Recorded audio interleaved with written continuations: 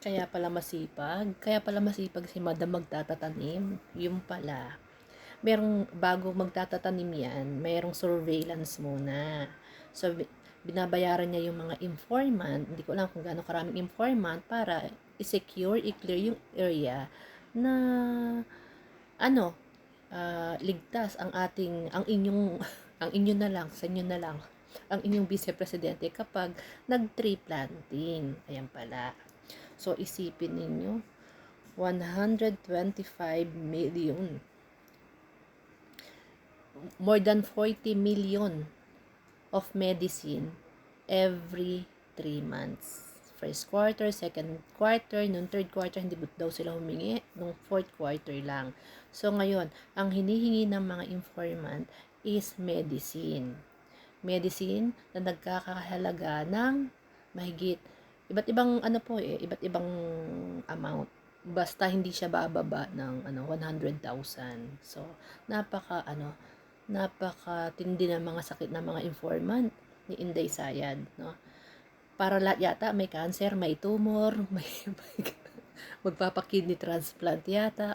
So ito po yung mga yung mga informant niya na sakitin po ang mga informant na ito ni Inday. At ayaw nila ng gamot. Humihingi sila, ang ibayad na lang daw sa kanila gamot, pero wag na lang daw gamot ang ibigay sa kanila, pera na lang at sila na lang ang bibili ng gamot. Wow. 'Di ba? Demanding.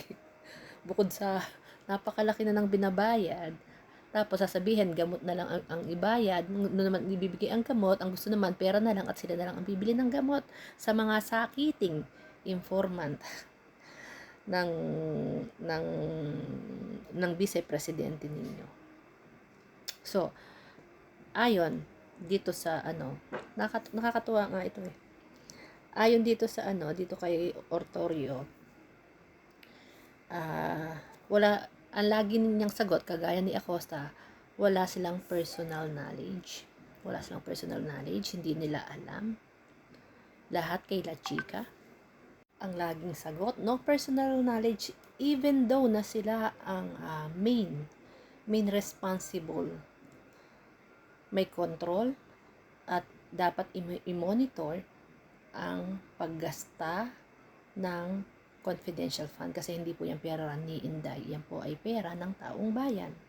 So, naiintindihan nyo ba? Sakitin po ang mga informant ni Inday. Kaya pala ang sipag magtatatanim nito no? Ganun pala ang kalakaran.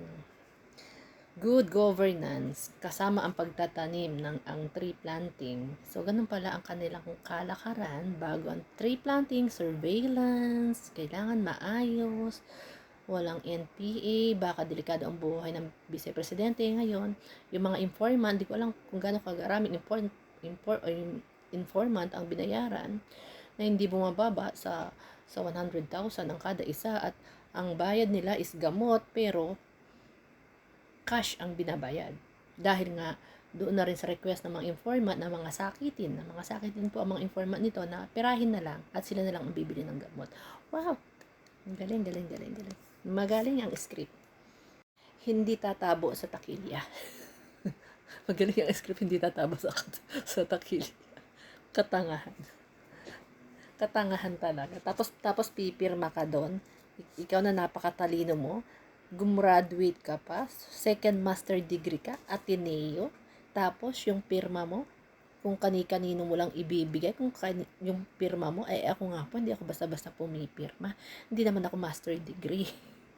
Hindi ko basta-basta pinapaubaya ang pirma ko, kasi po, ang bawat pirma ng isang tao ay kayang mag-upo ng isang presidente. Tandaan nyo yan. Napaka-importante po ng pirma natin. Hindi basta-basta po yan pinamimigay, sinishare, or kung saan-saan mo isusulat ang pirma mo.